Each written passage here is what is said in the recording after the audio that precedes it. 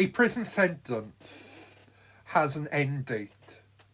This is one of the defining features of our justice system. Certainly. A fixed period set by the court, reviewed by parole boards or prison rules, measured in months or years. And for those inside, that date becomes something like a horizon line, something to aim for, something to endure. Then one day the doors are thrown open and a person walks out. On paper, that moment is described as release into the community, a transition, a return, a reintegration. But for many people, it doesn't feel like that, or any of those things. It feels abrupt, disorientating, even unreal. Because inside prison, life is structured, however harshly.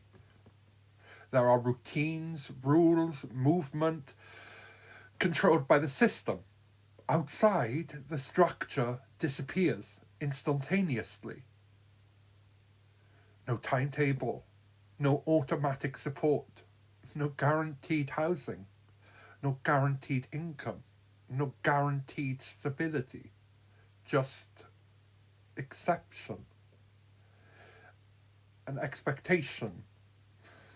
And the expectation is simple: start again, rebuild. Don't reoffend, but the expectation collides with reality very quickly.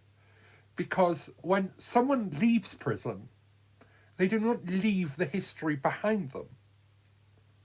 They leave with it. And so the question at the heart of this episode is not just about rehabilitation in theory. It's about whether rehabilitation is actually possible. In practice, once someone steps outside the prison gates, can you really start again in modern Britain? Or do the barriers begin at the moment you walk out?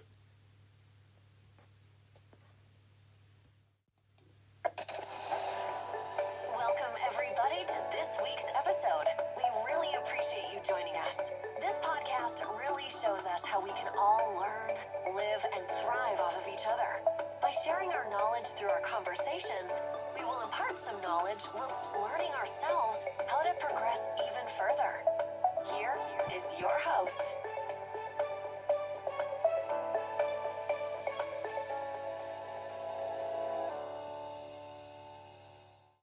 Hello, and I'm Terry Davis, and welcome to Around the World Today, episode 4 of Series 9. And I had to think to myself then, where are we in the system? So we've been looking about prisons, and you've listened to the intro because you've got this far. So we're talking about today what happens when you leave prison. The first 24 hours after release are often described in policy terms as a critical transition period.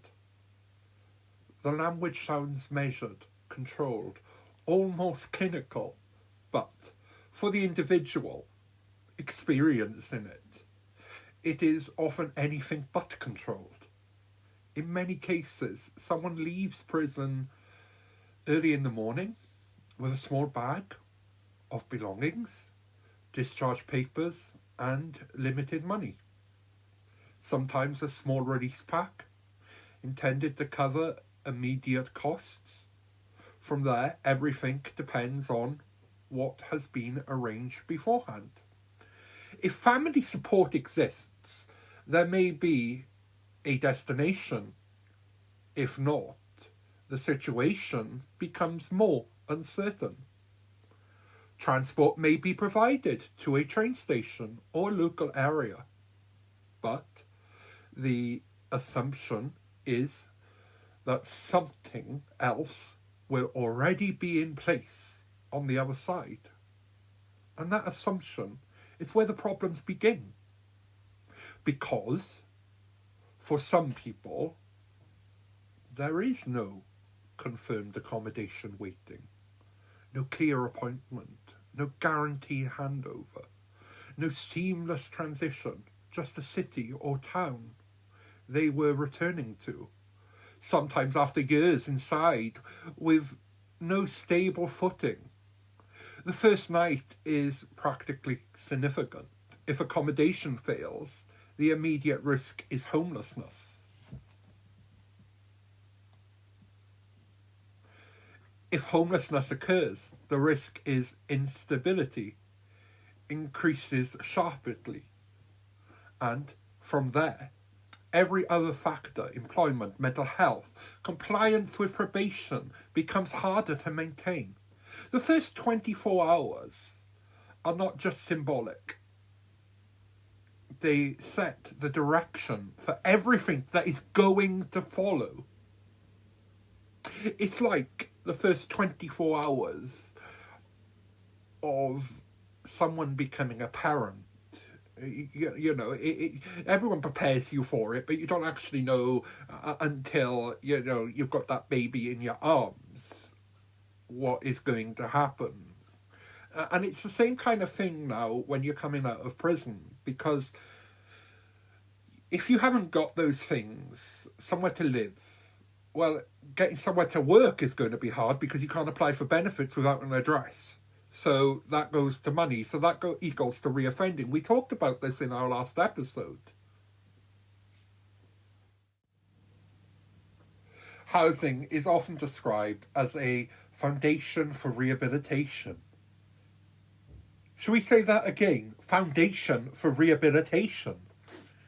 Try saying it when you're drunk. But for many leaving prison, the foundation is either unsustainable or missing entirely. The reality is that secure accommodation is not guaranteed on release. Some individuals move into temporary housing arrangements, others rely on short-term placements, hostels, or emergency accommodation. Some rely on family networks. Some have none of these options. And the impact of this instability cannot be overstated, because housing is not just about shelter. It's about access.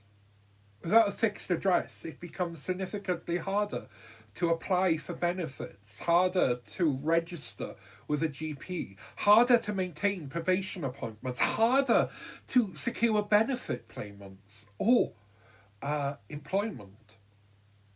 Even simple administrative tasks become barriers.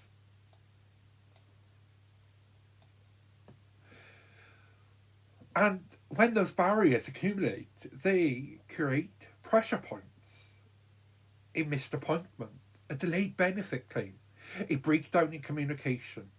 Each one of these increases the risk of further instability.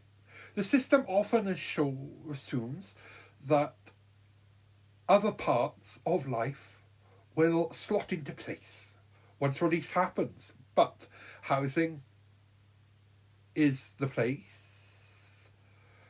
that determines whether anything else can slot in at all.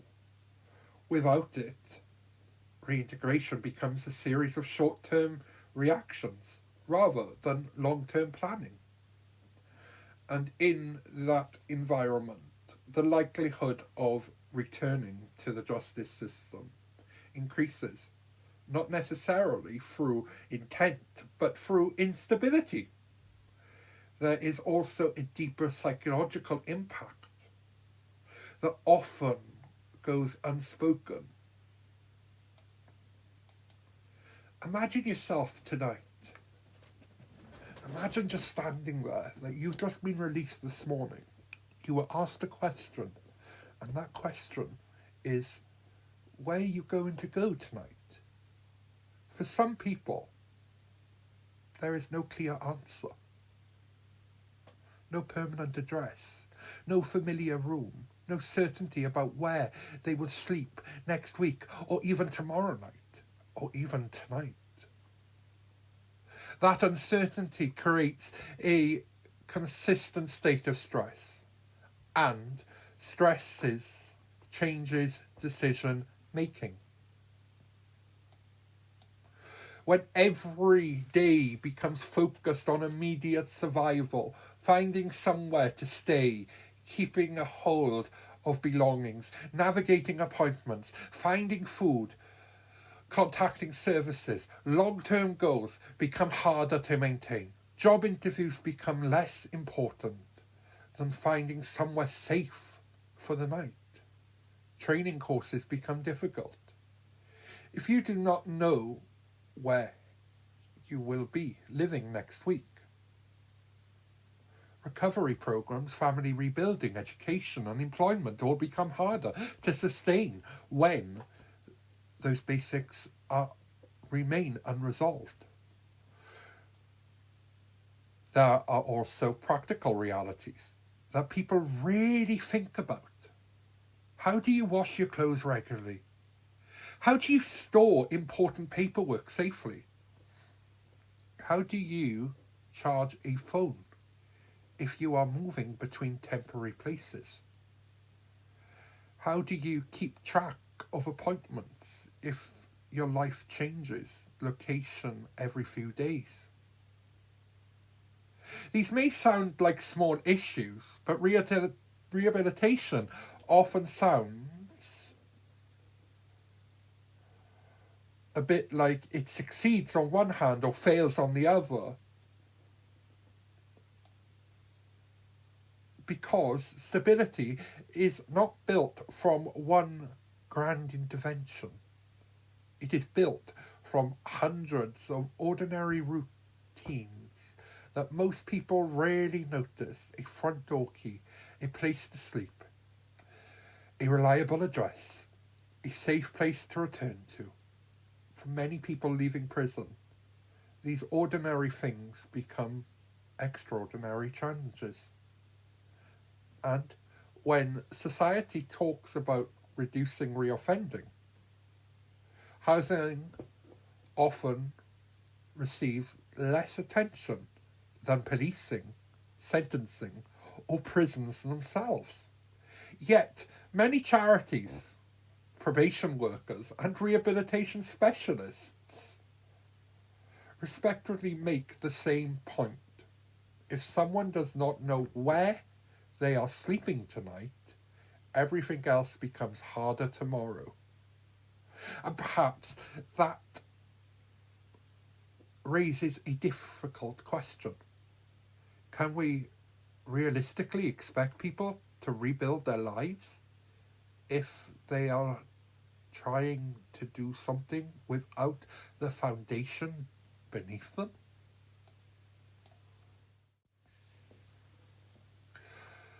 Employment is widely recognised as one of the strongest proactive factors against reoffending. It provides income, yes, but also structure, identity, and routine.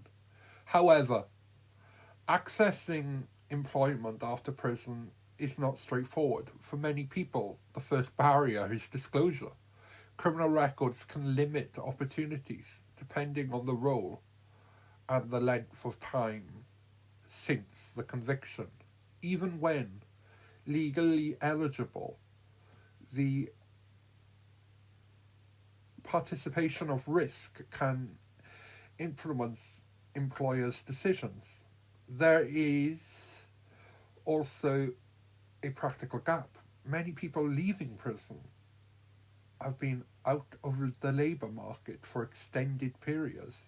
Skills may need updating, qualifications may not match the current job requirements, confidence may be low, and then there is the stigma.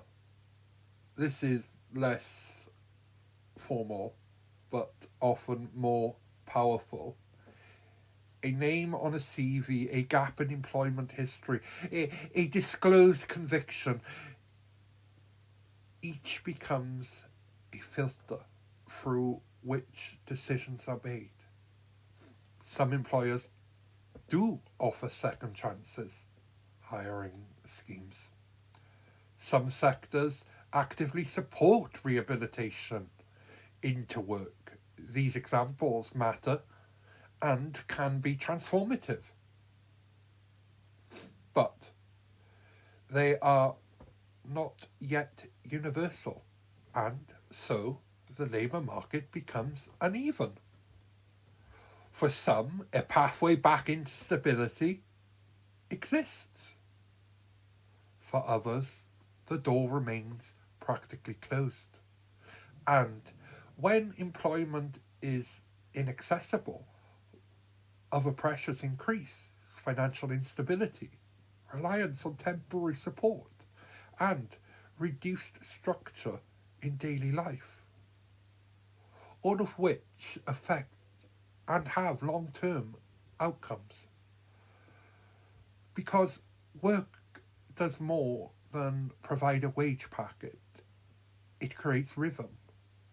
Wake up, travel, work alongside others, return home, repeat.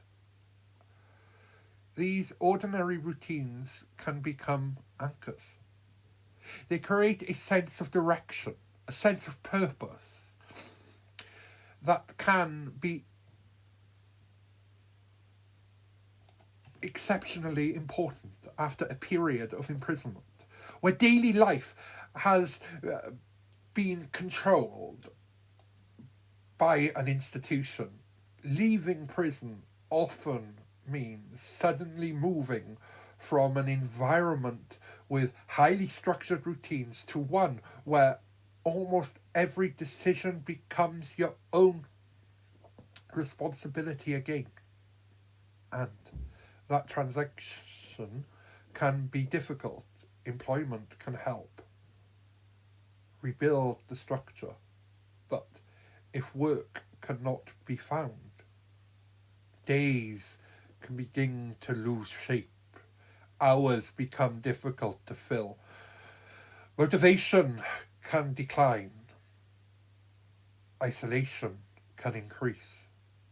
And that absence of routine can create a different kind of challenge.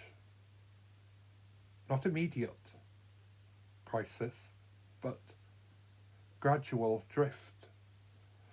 There is also the issue of confidence. Job applications involve more than qualifications. They require self-belief.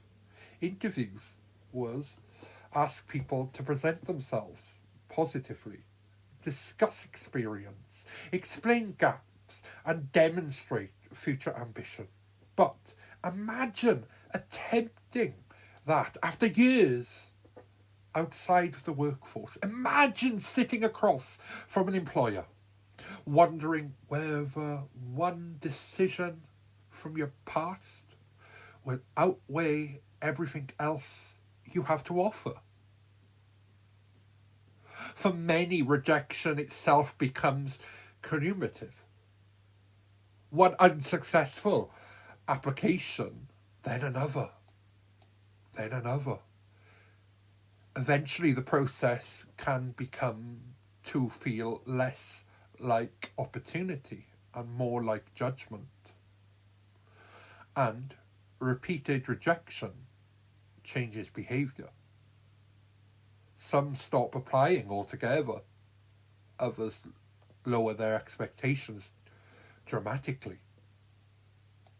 Some move forward towards unsustainable or informal work arrangements simply because they appear more accessible. Because when legitimate pathways feel blocked, people may start looking for alternatives, not necessarily because they want it, but because bills still exist, rent still needs paying, food still needs buying, life continues regardless. There is also a question of society continues to wrestle with. what does a second chance actually mean? Because many people agree, in principle, that rehabilitation matters. Most agree that reducing reoffending benefits everyone.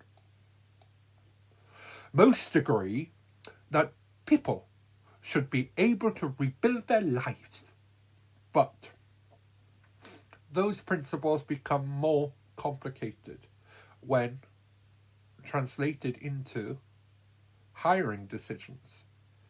If someone has completed a sentence, completed supervision requirements, and is trying to move forward, at what point does punishment end? And at what point does opportunity begin? The question does not have easy answers. But for many leaving prison, the answer shapes whether stability becomes possible, because employment is not simply about earning money. For many people, work is belonging. Work is identity. Work is purpose. And without it, rebuilding life after release becomes significantly harder. Throughout this episode, we've explored some of the major realities facing people after release from prison.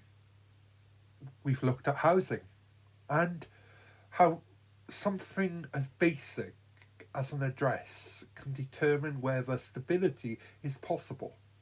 We've looked at employment and how work can provide not just an income, but identity, purpose, and structure. But there is another part of the picture. Because leaving prison is not simply a matter of opening a gate and sending someone back into society. The transition itself requires support. It requires guidance. It requires systems capable of connecting people with services, monitoring risk, and helping rebuild lives. And sitting at the centre of that process is probation. For some people, probation becomes the bridge that helps carry them from custody towards stability. For others, it can feel like another system to navigate at a time when life already feels overwhelming. And increasingly, there is a question being asked across the justice system. Can probation realistically provide both supervision and meaningful support while operating under growing pressure? That is where we turn to next. Probation sits at the centre of life after release. It's the system designed to hold together the transition between custody and community. In theory, right, it provides structure, accountability and support. In practice, it operates under great significant strain. His Majesty's Inspectorate of Probation has repeatedly highlighted challenges, including high caseloads, viability in the service quality, and pressure on frontline staff. When caseloads are high, time becomes the limited factor. And when time is limited, probation shifts. Risk management often takes precedence over rehabilitation planning. That does not mean support disappears, but that can become less intensive, less personalised, and more focused on compliance requirements. That's another one of those words, isn't it? Like when we said in the beginning, shall we try it again? And if you are drinking, try it with a drink. compliance requirements. Appointments, reporting and enforcement of conditions become central factors for individuals trying to rebuild their lives. This can feel like navigating a system that is monitoring progress rather than actively building it. And yet, probation remains one of the most important stabilising forces available,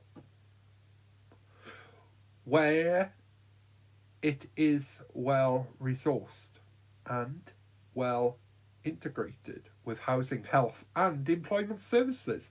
Outcomes improve significantly. The challenge is consistency, because rehabilitation cannot depend on geography or capacity. It requires stability in the system itself. There is also an inherent tension at the heart of probation, because probation performs two roles at the same time. It is expected to support people. It is expected to supervise them. Those roles can complement each other, but they can also create difficulties. So, yes, they can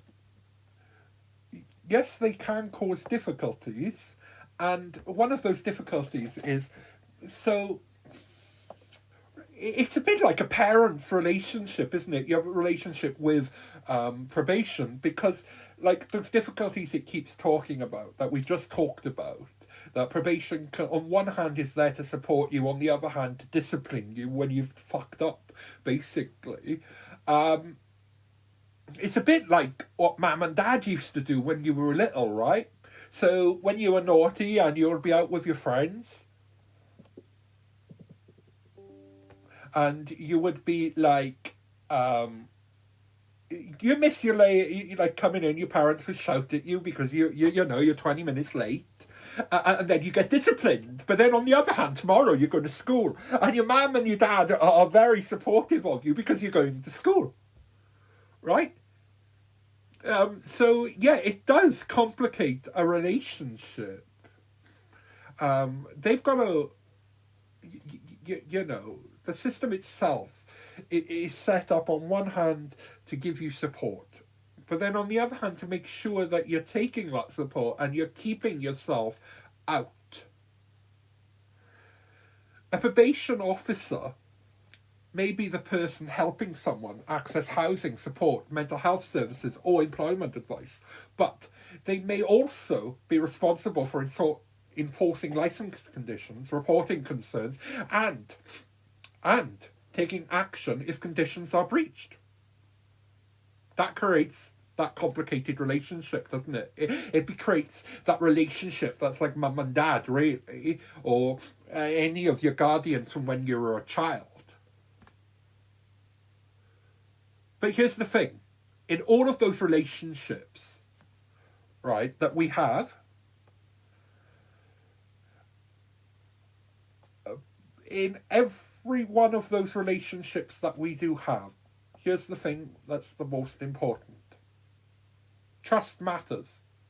People rehabilitating their lives often need someone they can speak to honestly with. Someone they can tell when things are going wrong. Someone they can contact before problems become crisis. But, honestly, can become difficult.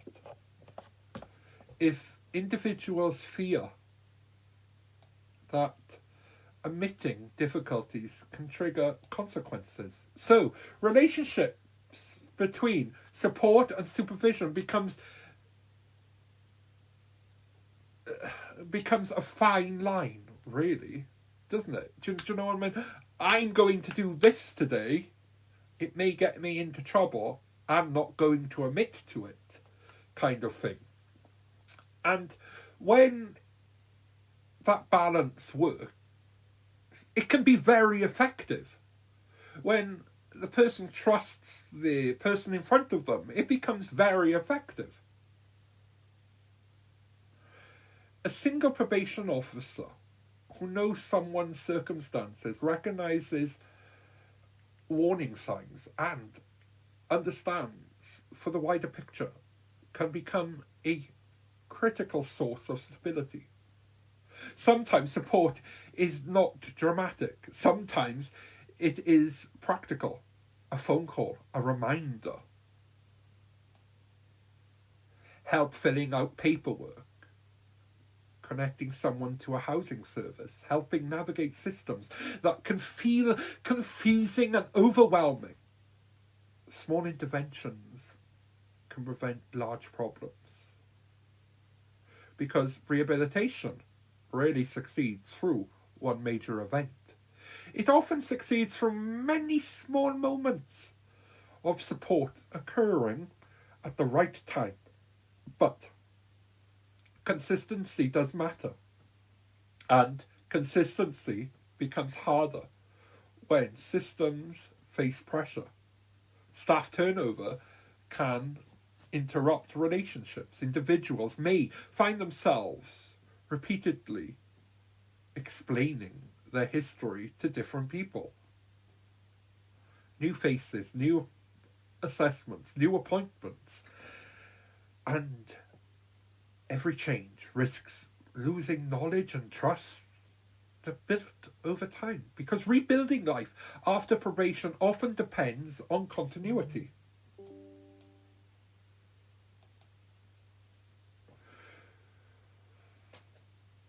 Not just accommodation, not just employment, but of people, of relationships, of support networks. There is also another reality that often receives less attention. Probation does not operate in isolation. Even the most committed probation officer cannot create housing where housing does not exist. They cannot instantaneously create a job. They cannot remove waiting lists for mental health services. And they cannot resolve every social problem surrounding that individual. Probation exists within a wider system. And when other parts of that system struggle, pressure inevitably moves elsewhere, which means probation often becomes the place where multiple failures arrive at once. Housing problems, employment problems, addiction issues, family breakdown, mental health challenges, financial pressures, all arriving in the same office, all requiring attention, all requiring time. And perhaps that raises another question. How much can any one service realistically be expected to carry? Because when we talk about rehabilitation, we often focus on individuals rebuilding their lives, but the system also needs rebuilding, because if probation is the bridge between prison and society, then a bridge under pressure can only carry so much weight before it cracks. And before those cracks as we know it, whenever you have a bridge and there's cracks, the bridge will fall down and it will then muck up. And we're back in that cycle. So far in this episode, we've looked at some of the visible challenges facing people after release from prison. We've explored housing insecurity. We've looked at the employment barriers. We've examined the pressures placed upon probation and support systems. These are challenges we can see.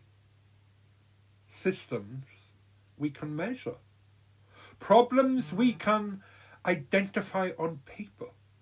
But not every barrier comes with an application form or an appointment letter.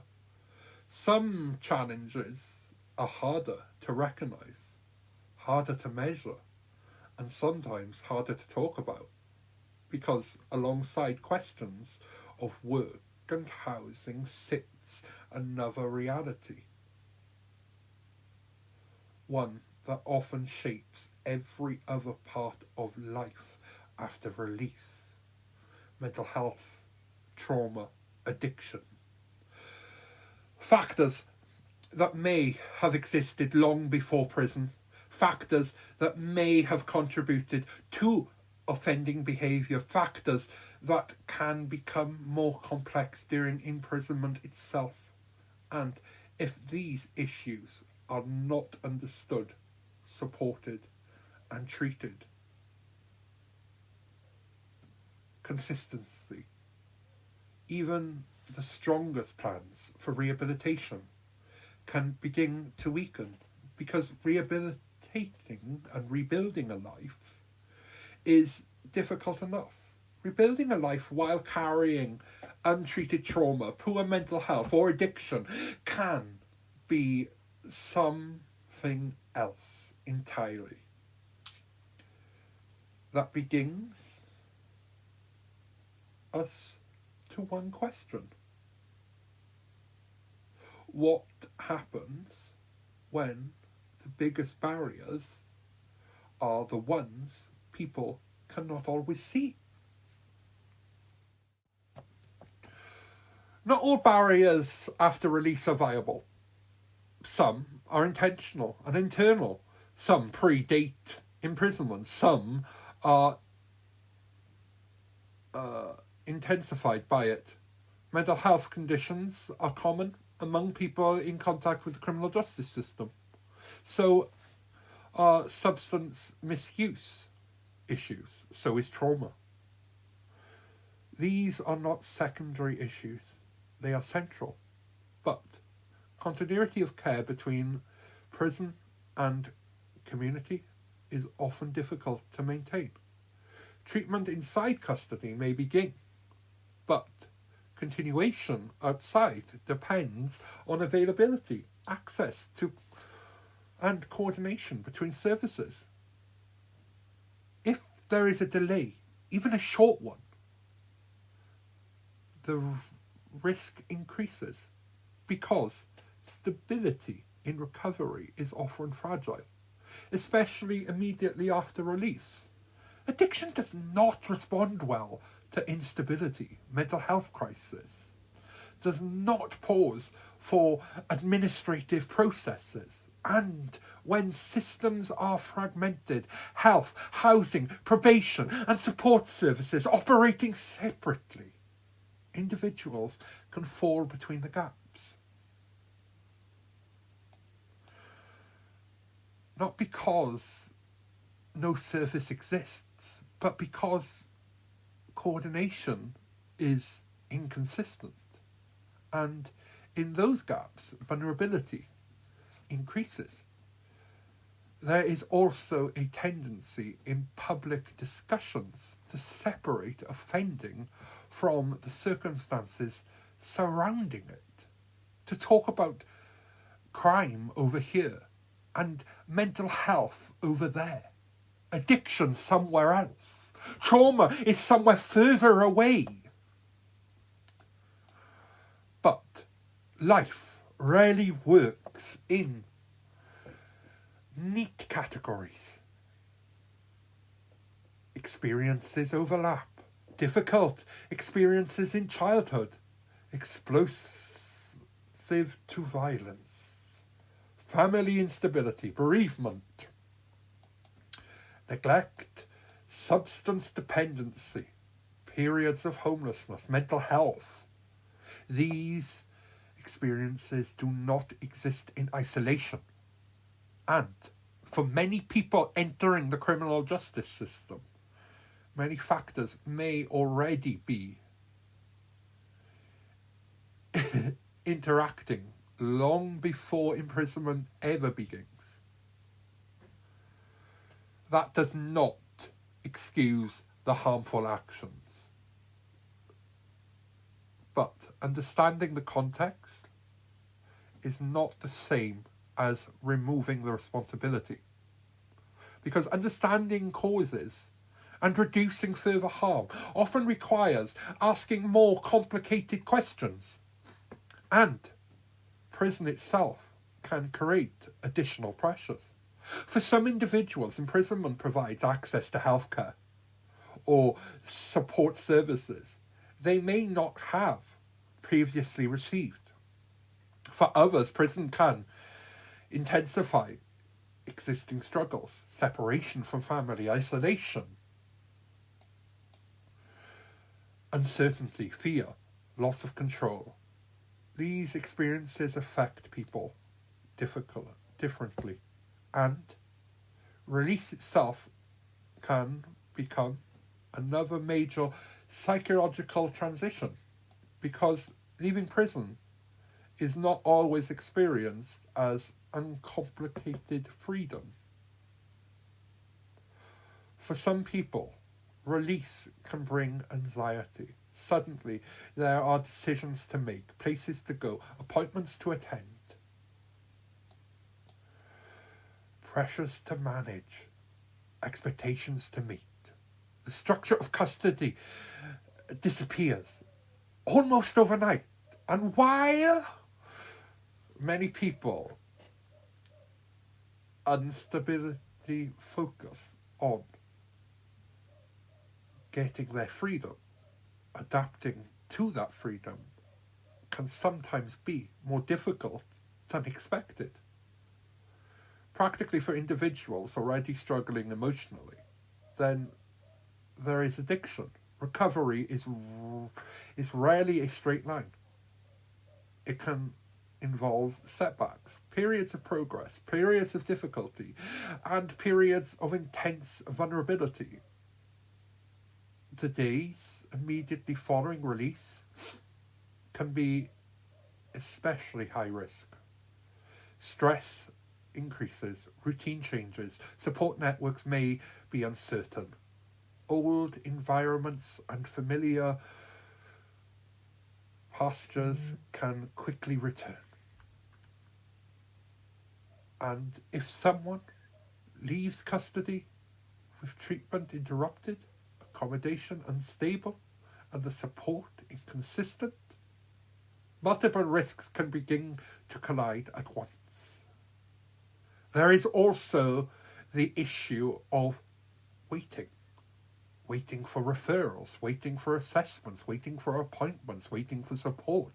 And while the system often operates to schedules and procedures, carries rarely do, mental health difficulties do not wait for paperwork. Addiction does not pause while services process referrals. Life continues regardless, which is why coordination matters so much, because people rarely experience their lives in separate departments. Individuals do not live one housing problem, one health problem, and one employment problem at a time. They live them all together, simultaneously. And perhaps that raises another difficult question. If rehabilitation asks people to rebuild their lives, are the systems designed to support the whole person or only part of them? Because sometimes the barriers that shape the future are not visible ones. Sometimes they are struggles. People can quietly or carry quietly the battles no one else can immediately see. And sometimes those invisible factors can shape everything that comes next. So far in this episode, we've explored the systems that shape life after prison: housing, employment, probation, and the hidden pressures of mental health and addiction. We've seen how structures can either support, reintegrate, or make it more fragile. But there is another layer that sits outside formal systems entirely. It does not appear in probation reports. It does not written into housing policy. It is not measured in employment statistics. And yet has a real and lasting impact on whether someone can successfully rebuild their life. Because even when the justice system has reached its conclusion, society often continues its own version of sentencing. That brings us to perception and the questions of what happens after the system ends a sentence is complete.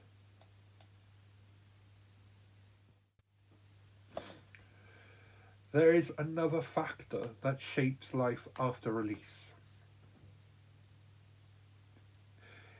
It's harder to measure public perception. Even after sentence is complete, stigma can remain. It can affect employment opportunities, housing applications, and social reintegration.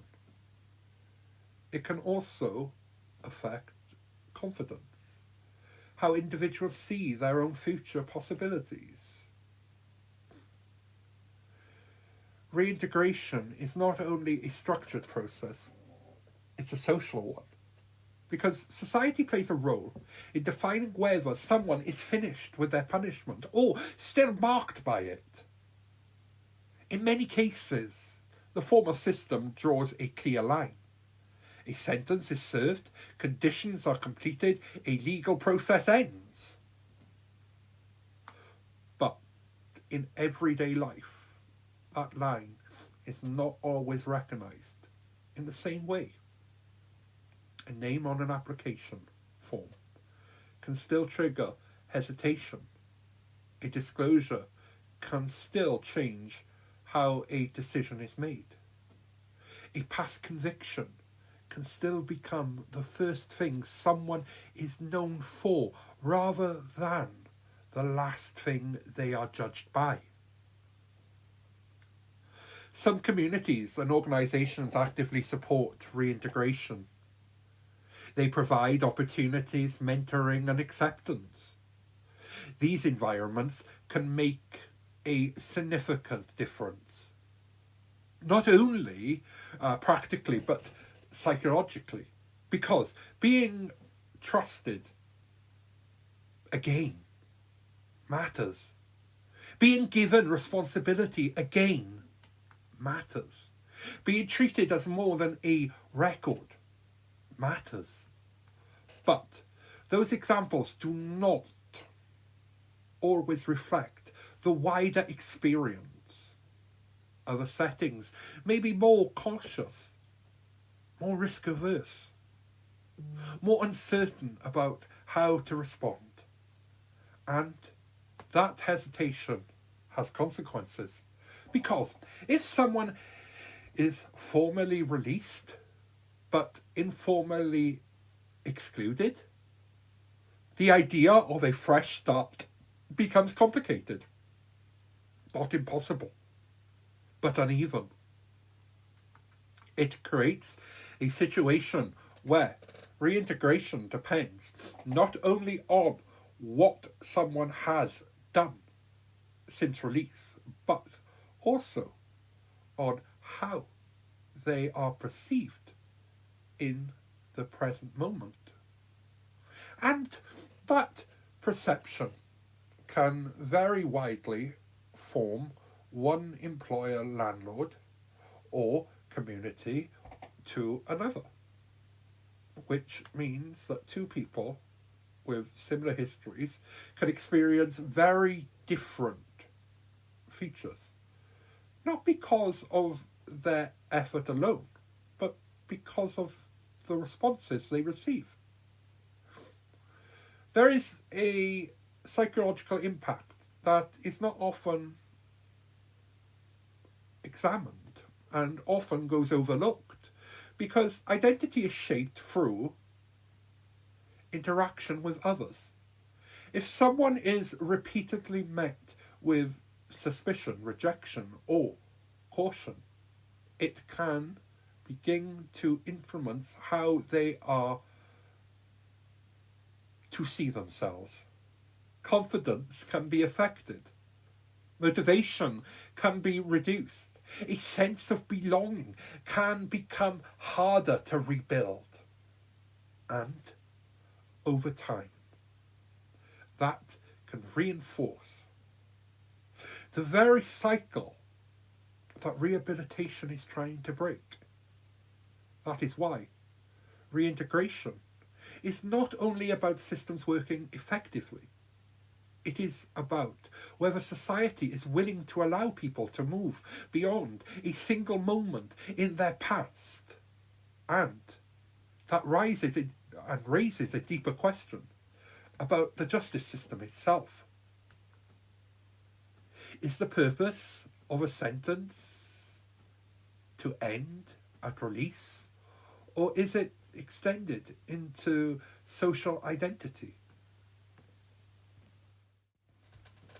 Across this episode, we've followed the journey of life after prison, step by step, from housing instability to employment barriers to probation pressures to the invisible challenges of mental health and addiction, and finally to public perception.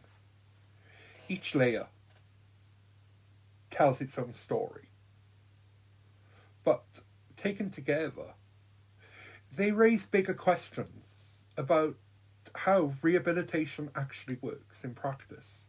Because even when systems exist and even when support is available, outcomes are not always consistent. Some people manage to rebuild, others struggle to find stability, and many experience something in between. Which leads us to a final reflection. Not just about what happens after release, but what makes successful reintegration possible in the first place. And whether success is something that can be relied on or reliably built, or something that still depends too much on circumstances. There are people who leave prison and rebuild their lives successfully.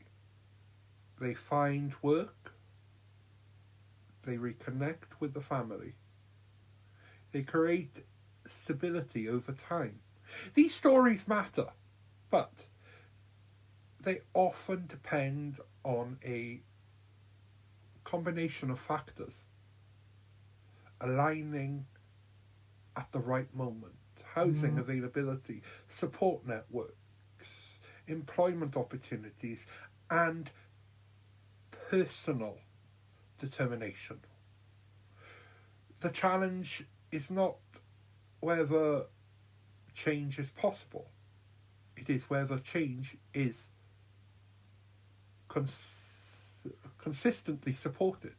Because if rehabilitation depends too heavily on chance, then it is often not a system. It is a lottery.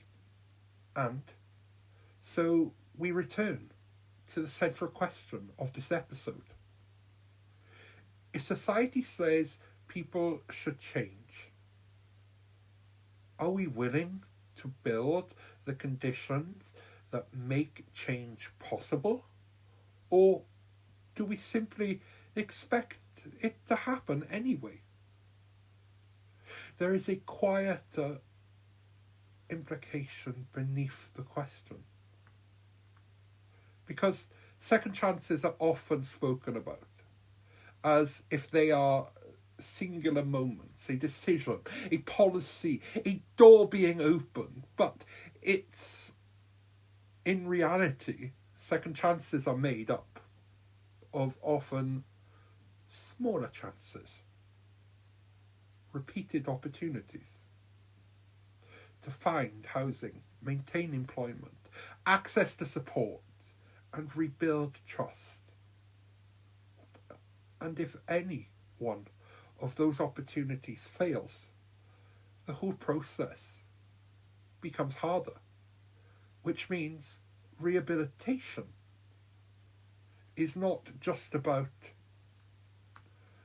intention, it is about infrastructure, it is about whether systems consistently support people when they are not valuable, not just occasionally, but reliably. Because without consistency, even strong motivation can be undermined by unstable circumstances. And without stability, progress can become difficult to sustain. There are also broader social choices embroiled in this decision, because investment in housing, mental health services, employment support, probation capacity, and community programs all shape outcomes before an individual ever makes a decision after release. Rehabilitation does not begin at the prison gates. It is influenced by everything that surrounds it. And that means responsibility is shared.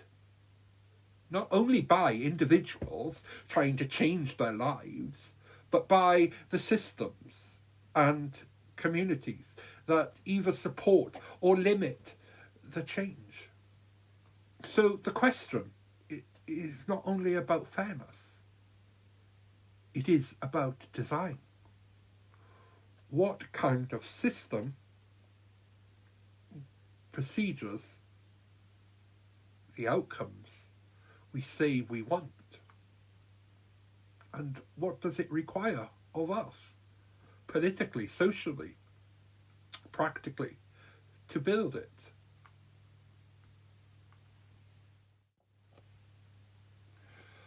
And that's it for this episode of Around the World today. But the questions raised here don't end with this conversation, because everything we've explored, housing, work, probation, health, points back to a much wider picture about how society responds when someone leaves prison and tries to start again. Next time we turn to the prison system itself and the role of private prisons in the United Kingdom. Who runs them? How they operate? And what happens when incarceration becomes part of a wider system that is not only public, but increasingly commercial? Because the question is not only about what happens after release, but also about what happens inside the system before release even comes into the wider social conditions that shape who enters the justice system in the first place. Into the environments, the inequalities, the opportunities, and the absence of opportunity. Because if release is only one moment in a journey, then understanding what comes before it is just as important as what comes after it. And it becomes harder to talk about rehabilitation without also talking about prevention. Harder to talk about second chances without asking what shaped the first chance. And harder to still talk about justice without looking at society that surrounds it. The real story of crime, punishment, and rehabilitation doesn't begin with prison. It begins long before it. Thank you for tuning in to this episode of Around the World Today.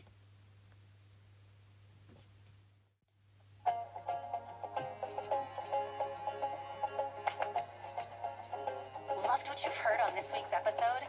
Well, the answer is simple. It would mean the world to us